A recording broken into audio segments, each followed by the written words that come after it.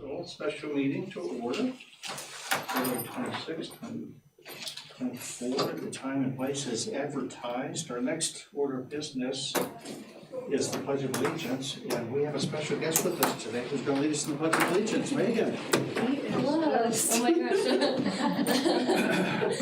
I pledge allegiance to the flag of the United States of America and to the republic for which it stands, one nation, under God, indivisible, with liberty and justice for all. I'm going to show you all kinds of love life while you're at the city of Lewiston. Okay. Next agenda item is discussion items. Please note that identifying an item as an action item does not require the City Council to vote on that item. Item A is the 2023 Annual Comprehensive Financial Report presentation from Personnel Gage.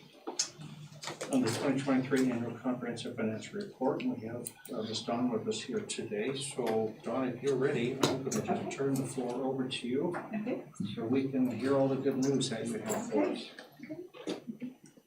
I have my PowerPoint up here, if that's all right. Of course. Wow, I seem really far away if I sit down there. Councilor Forsman said she could not make it today, and Councilor Litkey may call him. Yeah, I don't know.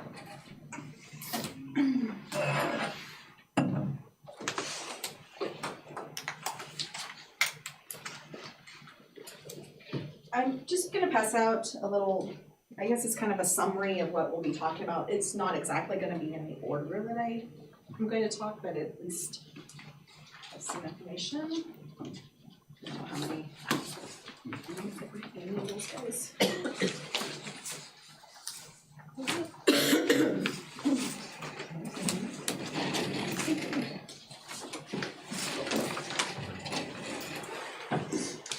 That's really nice of you.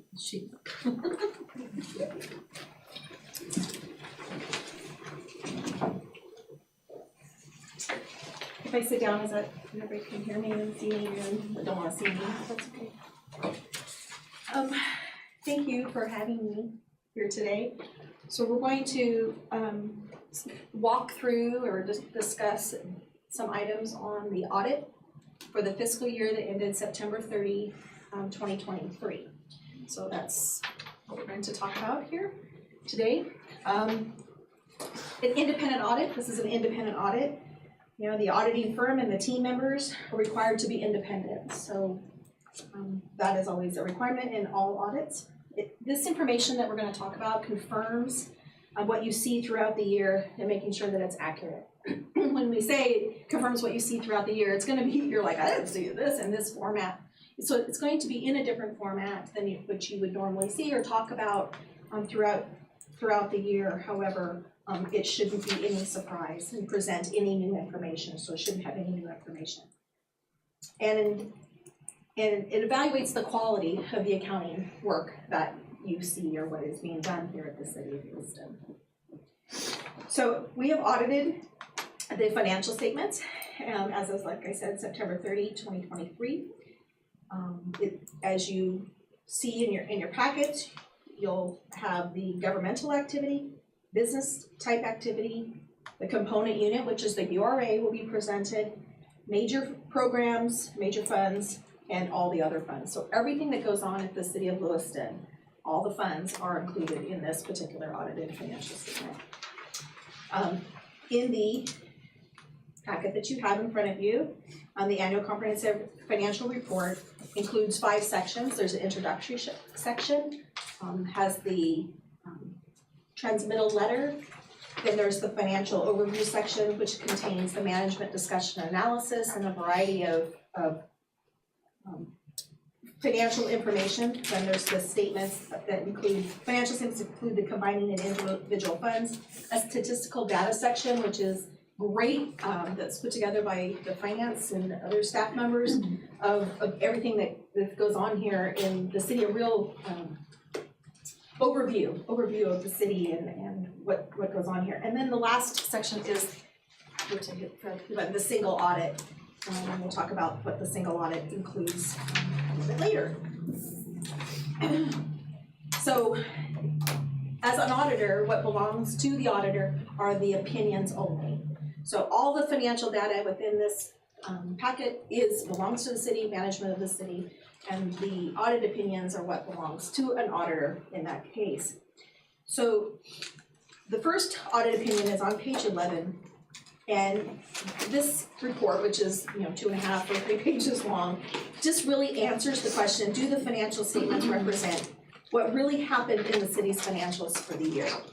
And so unmodified is the opinion, and unmodified is clean and the best report that you can get in there. Another report, which is back on, and I know I'm giving you all these page numbers, but you don't have to flip around, is on page 167 through 169. Do we know any significant instances where the city was not following certain federal regulations? And this is over the federal programs. And the city is required to have an audit under the uniform guidance, nicknamed the single audit, if you've expended more than $750,000 during a fiscal year. And let's see, I think the number was 18 million last year. So obviously more than 750,000. I didn't even use the 10 key to figure that one out, so that was a really good day. The last report is a report on internal auditing controls and compliance. And this report basically asks the question, does the city have accounting procedures in place to account for city funds? So is there procedures and policies in place to make sure that the funds are protected? And that is also a clean report. As the auditor, we have some required communication based on standards that we would need to communicate with you. And I'll go through that a little bit here. The auditors were responsible for conducting the audit in accordance with auditing standards. We are to gain a reasonable assurance. We obtain a reasonable assurance, not an absolute assurance, that the financial records are not materially misstated. So we use those words, not absolute, because we have to look at every single transaction.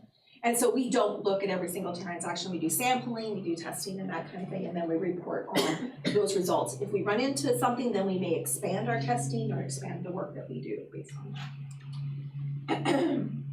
So as auditors, we have professional judgment, we look at risk, we gain an understanding of internal controls, we evaluate the appropriateness of the accounting policies, and then whether the city can continue as a going concern, that you're going to make it another year is really what we have to look at. Can you stand one year from the date? What is management responsible for? Management is responsible for presenting the preparation and the fair presentation of the financial statements, design and implement controls, and have accounting policies in place and making sure that they're implemented appropriately. All financial statements have estimates in them, whether it's the city or any other financial you sit down and look at if you're on another board. For the city of Lewiston, it's the allowance of collectible accounts, whether it's for ambulance or utility billing or whatever, any sort of receivable you have. Maybe it's a grant requesting, maybe whether that's receivable. The useful lives of capital assets, how long is something gonna last and how long is it gonna be depreciated? That's an estimate. Is a new fire truck you buy gonna last 7 years, or is it gonna last 10? Is it gonna last 5? Is it gonna be a lemon? You know, you never know those items. The workers' comp, medical insurance, things like that, the liabilities related to those. The pension asset liabilities, and then some lease.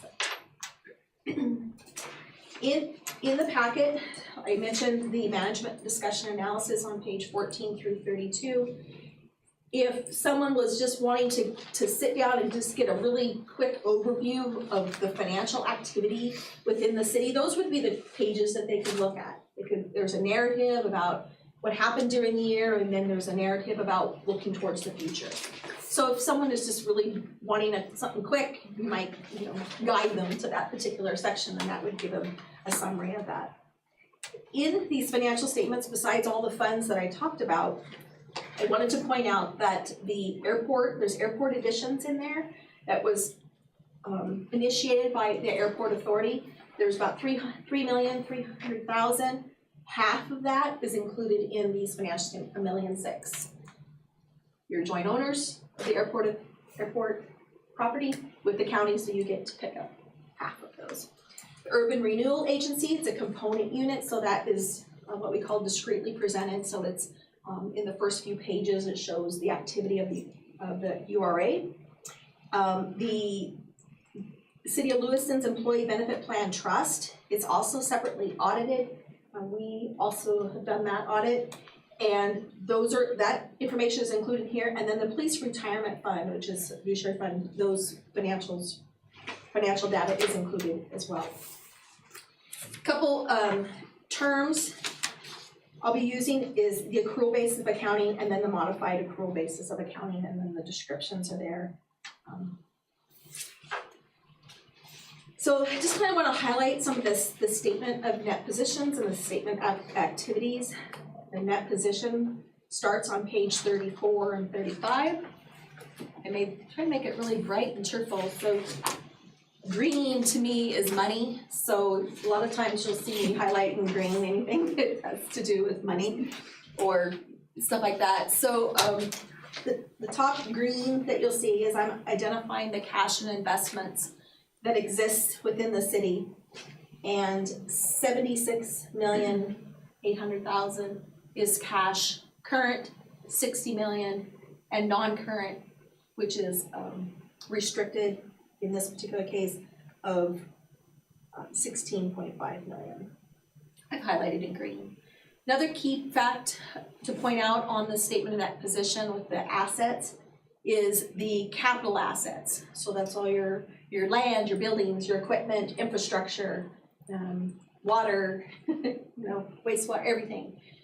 Is net of depreciation of 230 million. The governmental activity is 107 million, and the business type is 122 million. On the liability side, who does the city owe money to? And that's always the big question. Kind of normal activity when we're talking about accounts payable, vouchers payable, day-to-day type activity. Maybe it's paying for contractors who have submitted invoices to be paid, that kind of thing, prior to September 30, and you pay them in October, for instance. But the one thing I did point out to here was the debt, the bonds on the business type activity. So that includes both the water and the wastewater bonds that are outstanding. So you'll see the detail of that is on 66 and 67, but the outstanding current portion that will have to be paid within the next fiscal year, within 24, is $1.7 million, and the long-term portion is $65.5 million. We'll talk about that a little bit. The next slide I do talk about that just a little bit, talk about the wastewater. The maximum drawdown is 29.181, and you have drawn down that full amount. That closed in February of 2023, and the first payment with principal and interest was paid in August of 2023. So 888,000, some cents went towards principal during the year. So it was kind of a funny year. You drew down and you paid some principal on that year.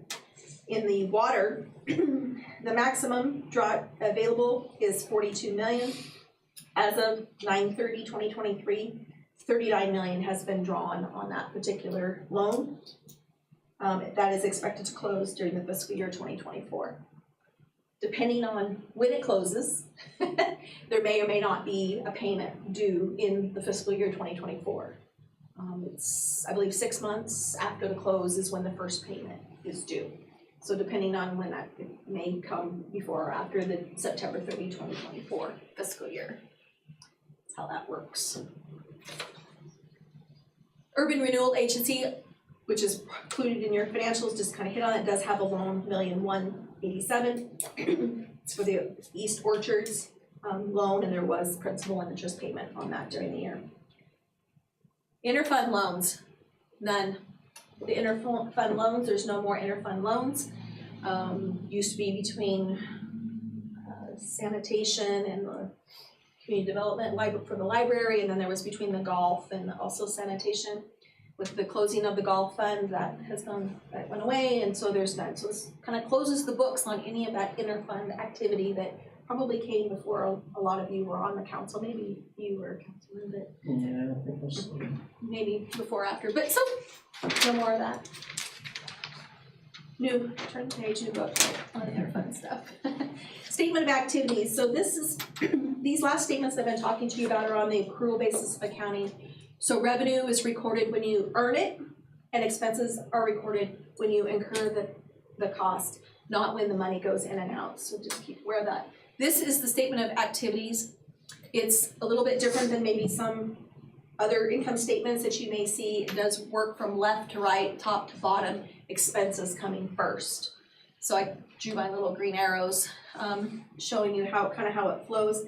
The bottom line with the arrow pointing, that's your net change in net position, or this is the income.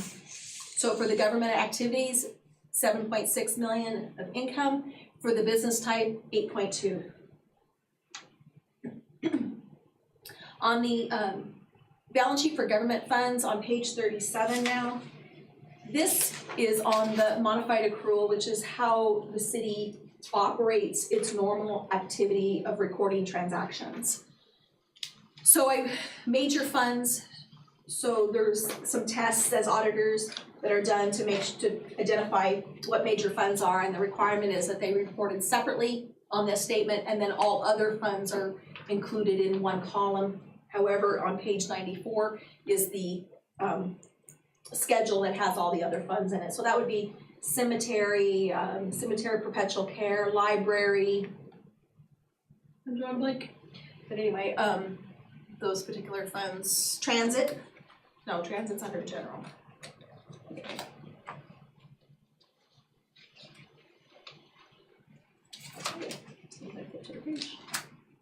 Public transportation and the BID. I wanted to point out here is the very bottom line, kind of highlighted in a light peach there, is the fund carryover. So you're gonna say, well, what's a carryover? So the carryover for all governmental funds is $36 million. So I was looking at this, and that actually went up, I believe, about $4 million from the year before. If you look back at the general fund, it's 20 million. But the unassigned money of the 13.9 million is really the only amount of the governmental activity, the governmental funds, that is available for the city to use. All the other funds are identified as a particular purpose, assigned, committed, or restricted for some purpose. And of the 13.9, it increased only 400,000. So yes, the total fund balance increased by 4 million. The unrestricted didn't increase quite as much as that. One of the things I know, and Amy, I did not calculate the number of days that, to cover your expenses, but that's kind of what the 13.9 would be to cover. It's more than 3 months of worth of expenses, which may be, as a council, you might decide how much you want to have in the bank in case no money came in for so long. How long would you survive? This is the income statement basically for the governmental funds. So across the bottom is the net income by fund.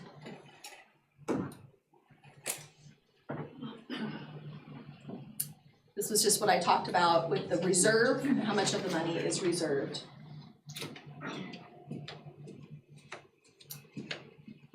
This is the income statement for those other governmental funds, as I talked about, the cemetery, the library, public transportation, business improvement district, and the cemetery perpetual care.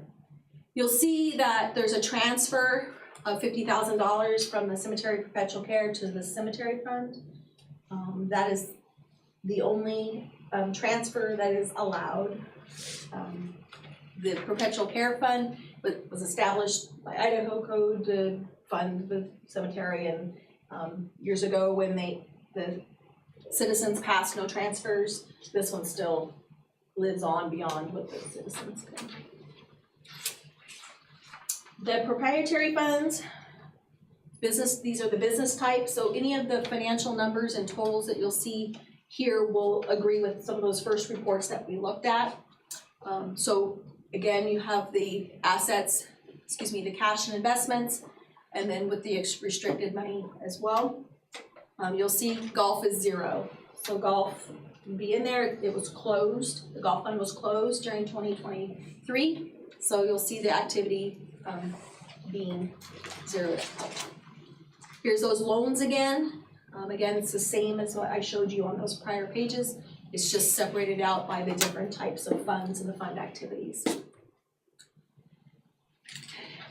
You can see that I've highlighted here the net income or loss by those particular funds. Everything was in the positive except for that golf due to the closeout in the of that fund. I talked a little bit about the fiduciary funds, and this is the Employee Benefit Plan Trust and the retirement plan. Those are presented in these financial statements. So there's quite a bit of assets in here, the 19.9 million. This is not included in those first statements that I showed you with all that cash. This money and these activities are exclusively for the purposes that are here, and for the medical, all the benefits, as well as the police retirement fund that's closed. And I think there's still 30 people that are receiving benefits on that plan. For this year, this is the income statement for those, $646,000 of income for the retirement plan, and the benefit plan has $16,000 loss. Internal service funds. These are included in those first few pages. So what's the internal service funds? These are funds that provide a service to other funds within the organizations. You have fleet, workers' comp, and information systems. This is just the activity, the revenue activity expenses for those particular funds. Required supplemental information, it includes the budgetary schedules of the major funds, which is on 83 to 85. The PERSI schedules outlines the PERSI schedule of pension benefits, the police retirement, and then the modified approach for infrastructure reporting. And that infrastructure reporting on the modified approach is the airport assets. And those assets are required on occasion to get PCI stands for Pavement Condition Index, to make sure that the pavement at the airport and the airport runways and the taxiways and all that are of quality, to make sure that the planes are safe and everybody is safe. And it was done in 2022, and I think the rating is in there. I think it was in the 80-some percentile. This is the schedule of expenditures of federal awards. So as I pointed out, 18.2 million is the total federal funds expended during the year. I highlighted, there's 3 items there. Those items were detailed tested under the single audit requirements. There's specific requirements as auditors that we go through to determine which of the 18 million has to be tested, and then there's a threshold that has to be tested as well. Those were the programs that fell and had to be required to be tested. So we tested those. We didn't find any concerns with those. Or, if you look at if there's compliance, you have to be in compliance with what the award is, and there has to be controls over those particular compliance items. So everything came out okay. I talked to you about that report earlier, that it was a clean opinion. We did have a few journal entries that were miscellaneous adjustments from city staff, and we are provided the financial data that we're gonna audit at a certain point. And occasionally through the process, after the city has kind of closed their books, given us the information, there's the period 13, made some changes and then we're given those. I think there was only 3 or 4 or something like that, nothing major. As auditors, we have assisted with doing some journal entries to get the format to present appropriately. And from there, if we had any concerns that I'm going to address here, then we would have talked about them a long time ago. But we didn't have any disagreements with management regarding the accounting, reporting, or auditing matters. And we did not become aware of any fraud or illegal acts, nor were any brought to our attention during our audit. So that's what I had. Recap, all the reports are clean, unmodified opinions. And thank you for the city staff and everything that they've done to make our lives easier, providing us the information when we ask for it and getting it to us in an efficient, effective manner. I open it up if you have any questions. At this time, I know I kind of ran through that, but and as Caleb points out, I get excited about it, but I'm the only one.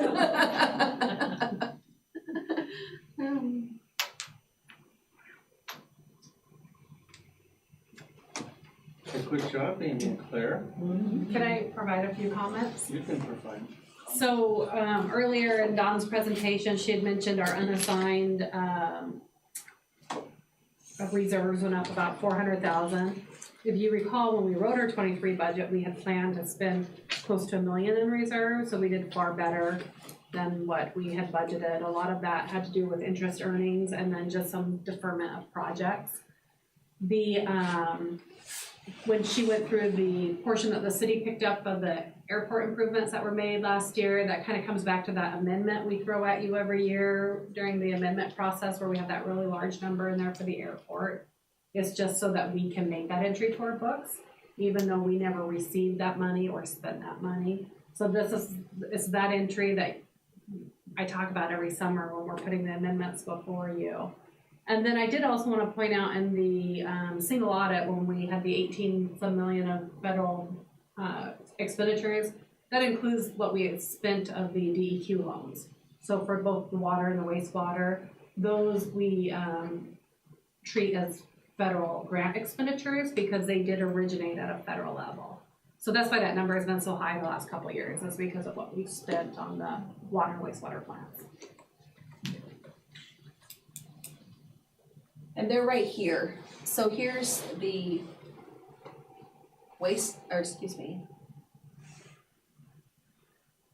the wastewater of the 3.2, and then here's the water of 11 million. They're in here. The other thing that finance has done over the last about year and a half, or even longer, maybe 2 years, is done a better job at finding places that's appropriate for the city's funds to get more earnings on that money that's in the bank. And that has gone to help the reserves and the money that's in the bank, where it's kind of not active before, and Amy and her staff has gone through and done better about making sure that those funds are actively doing something for your benefit. And if you would look at, I don't have it here, but overall investment earnings or interest earnings from over the years, you'll see in the last couple of years that it's a lot higher. Granted, there's only certain things that governments can invest in, and it has to be very secure and that kind of thing. So that's still really pretty good. John, could you pull up the slide on the reserve balance? And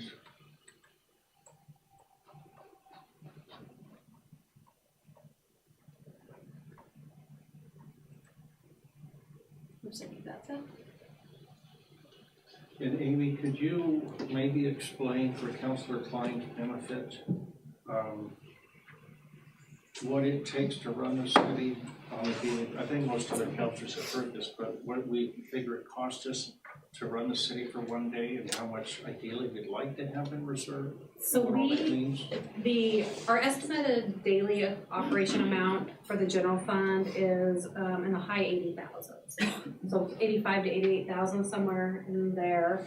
So when we look at how many days cash on hand that we have, we would take that $13.9 million divided by, let's just say 88,000, and then that will compute our days cash on hand that we have.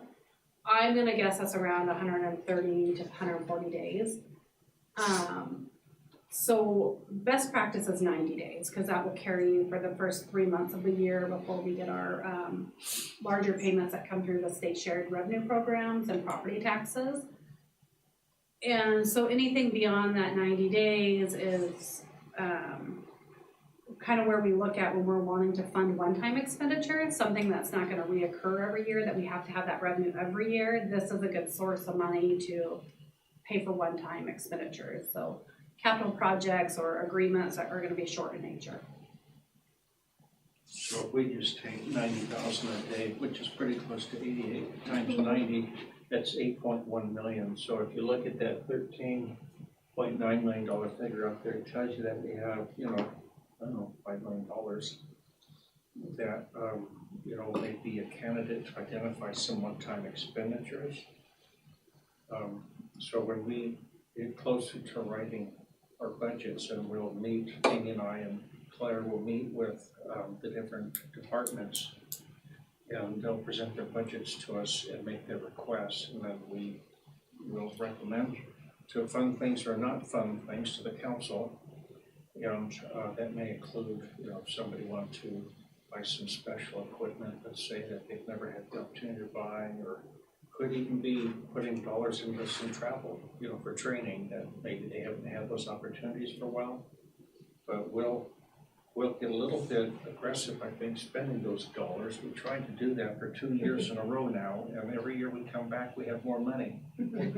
So when Don says they did a good job, I think they've done an excellent job of finding money, and that's just a great thing that we've done. So, and then it just takes pressure off property taxes, which we've not increased for a couple of years. So, and that's, I know what Amy and I will be looking at this week, and Claire, when we get into budgets this year, is to keep a 0% property tax budget again, but that'll be up to council. In addition, so some things that become large projects that the grant writer maybe, or looking for grants out there to fund some things, or maybe there may be equipment that maybe the fire chief or the police chief, for instance, even transportation or that kind of thing, that they can get funds someplace else. So maybe a matching of maybe 10% or 5% that would be out of the city's funds. However, some of that money to buy it can come through grants, and grants from the federal government and even the state have been very good lately because there was a lot of money made available because of the COVID and that kind of thing, and without a lot of matching, where before maybe there was more matching requirements. So that may change, as things change in the federal government and state government too. So. And could you go to the slide on the cemetery too? Sure. Because I want to just share with her another example of how I try to look at ways to reduce our dependence on property taxes. Is this the schedule you want to look at? Oh, yes. Okay. Yes. So, again, it's a council decision, but you've heard me talk about, for example, surplusing land along Southway Avenue. And so part of the thinking is because I think that will help us provide some more opportunities in the neighborhood down there. I don't know that that's, when that would ever be used, but there's differences of opinion on that. But just using that as an example, whether it's that land or we have some other pieces of land like over there on East Main and some other small things. On this one here, you can see where on the very top line there it says property taxes, $150,000 under cemetery. Upper left hand. Mm-hmm. So that's a levy, right, for $150,000. And so if we said, hey, is there some way we can reduce dependence on property taxes or take pressure off that. Well, obviously, if we had a smaller number there, that would help. But then that means transfers in down below the $50,000, that's coming out of earnings in the perpetual care fund. So if we were to take a chunk of money, if we sold land or something and put it into the perpetual care fund, there's a bigger principal balance. And presumably it's earning more money. So let's say that it was $100,000 instead of 50. So the transfer in, which is not 100% of the earnings that year, but it's a chunk of the earnings, would come from that perpetual care fund into cemetery operations for the year to mow the lawn and stuff like that. You know, I mean, at least in practice, you could then take only $100,000 from property taxes instead of 150, and then you're taking the rest out of some earnings. And so if you were looking at ways, say, to maintain a flat tax budget and find ways to pay for things within the current budget structure, if you say, well, I don't need $50,000 of property taxes I used to take before, we could move that capacity to one of the other levies to pay for things if the economy got that bad. And we could do that and still pay for things without increasing taxes. It's just that the finance team especially has to get in there and kind of, you know, work those levies and work those budgets to try to keep that as friendly as we can to the taxpayers.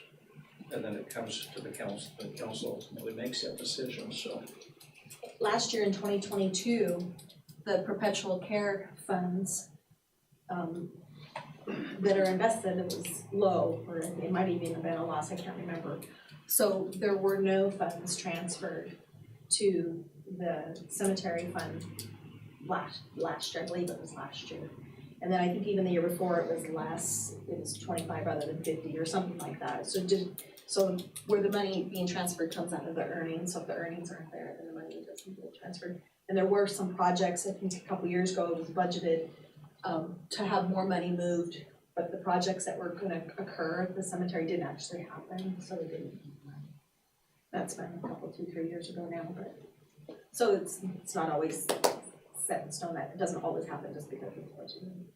So there's fun things in that book that as a counselor you can do, you know, when you talk about trying to manage the assets of the city or make good decisions. There's a lot of information in there, and it takes me forever to learn this stuff too, but it's useful and we can apply it, you know, every day in our jobs. And then Amy and Claire and others can tell us what the numbers mean sometimes, but it's there if we just know what it's saying or what it has. And as city councilmen, you know, we're the stewards of the activity and funds, so we're making those decisions based on great data. You know, that's what you want to see when you hear an audit, is that the financial information that, you know, yes, we had a few little journal entries, but nothing significant or material that would make you come up with a different business decision when you were meeting as a council and you're trying to decide to spend that extra $5 million or what have you. As an audit, as when you look at an audit and they say, oh, it wasn't hard, there wasn't very many adjustments, that's what you really want. Because that means throughout the whole year you were getting good financial data to make this financial decisions on. And then business improvement district will show up next year, right? But just at a reduced amount until it's actually disestablished. So I didn't put in the, here is just the income statement, so whatever is there. Yeah, if council were to disestablish the district tonight and then decide to rebate funds, as long as, well, it's possible that by the end of 2024, the fund could close, but it's possible, more likely it would not, because it's gonna have some potentially outstanding tax assessment receivables. So if the couple prior years, we had to certify to the tax collector amounts that weren't paid by property owners, and those will stay on our books until they're collected, and it can take 3 years or more to collect those. Those have been liened, those properties have been liened. Yeah, and so once those liens are in place, they stay there until they're collected through the tax process. So it's possible the fund can stay open for another couple of years, but it would just be a receivable on the books. I mean, this is like going to an action movie. You're watching all these numbers change. Yeah. And just learn everything. Yeah. Just as exciting as an action movie, isn't it? Any other page you'd like to look at now? No, it's just, See, someone else gets excited too.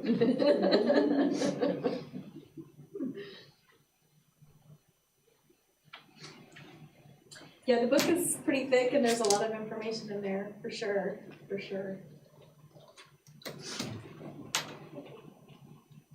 That's it? That's it.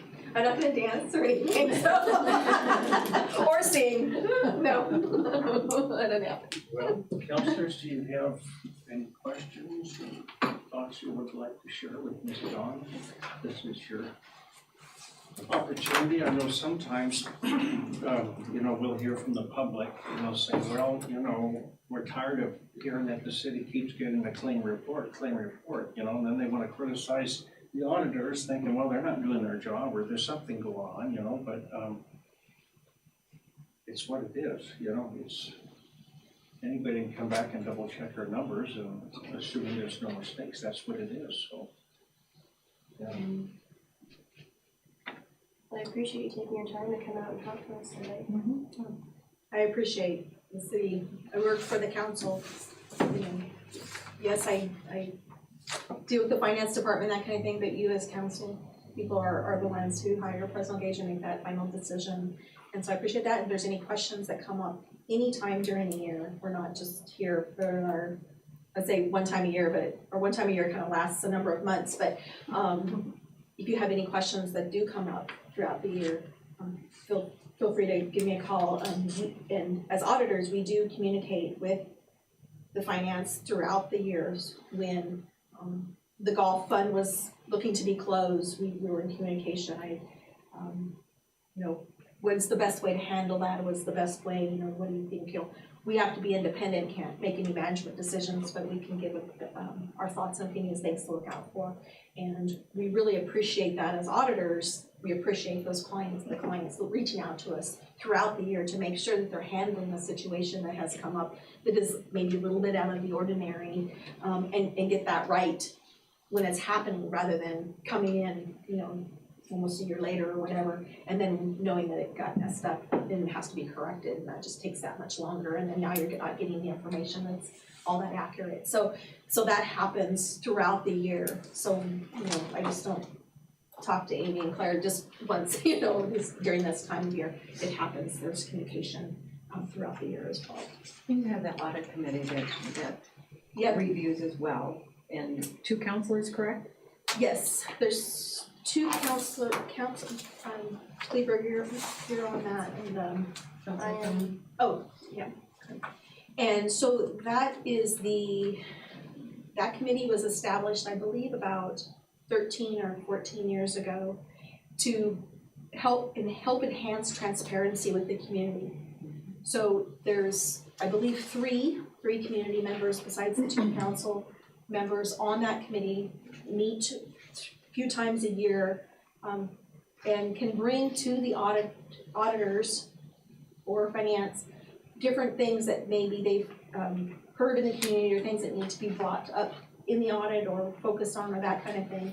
And so they're out there to try to help build more transparency between the city and the citizens of the city. And yes, thank you for that. I think it's good that we have that, and good for you as well. And those folks that are on that committee are strong. They're very strong folks in the community, and that work in business or in some education or whatever, that have good knowledge that they offer to that process. Thank you. I'll entertain a motion to adjourn. So moved. Second. It's been moved by Councilor Kleber, second by Councilor Schroeder to adjourn. Those in favor, please signify by saying aye. Aye. Opposed, we stand adjourned. Thank you, Council.